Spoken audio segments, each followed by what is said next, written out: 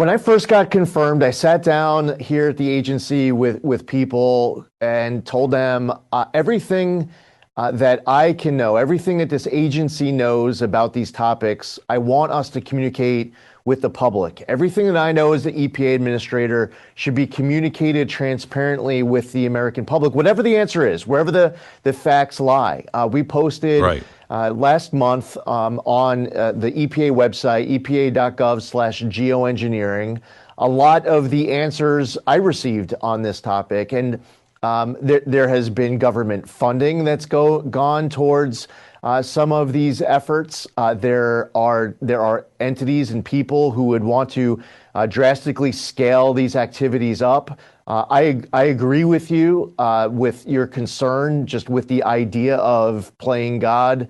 The solar radiation modification, stratospheric aerosol injection, marine cloud brightening. There are these activities to make changes to the stratosphere or the lower atmosphere and try to deflect sun rays from hitting the Earth to instead send it back into space. And, in the case of stratospheric aerosol injection, you're talking about putting sulfur dioxide, a lot of it, for a long time, into the upper atmosphere, which, by the way, turns into acid rain. There are real health concerns with regards to these activities. And it's not like, it's thoroughly studied, it's approved, it's trusted, it's vetted.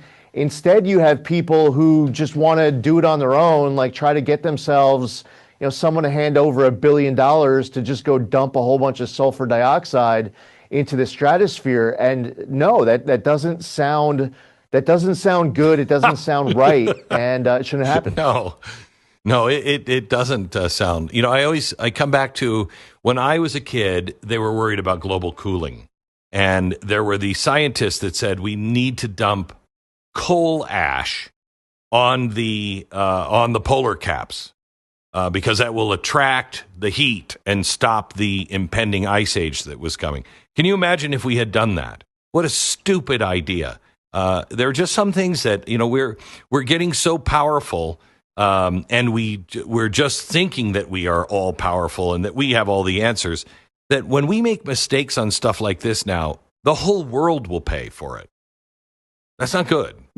Yeah, and the consequences, as you point out, are grave, and that's why there's been concern by Americans of international activities. Even if the United States doesn't allow geoengineering, weather modification, but we're reading about activities going on in Europe or Asia, that same concern that you just expressed, if we do it over the U.S., Americans have that concern if it's done over other continents elsewhere. So this is an international conversation in a way, because what other countries decide to do impacts Americans.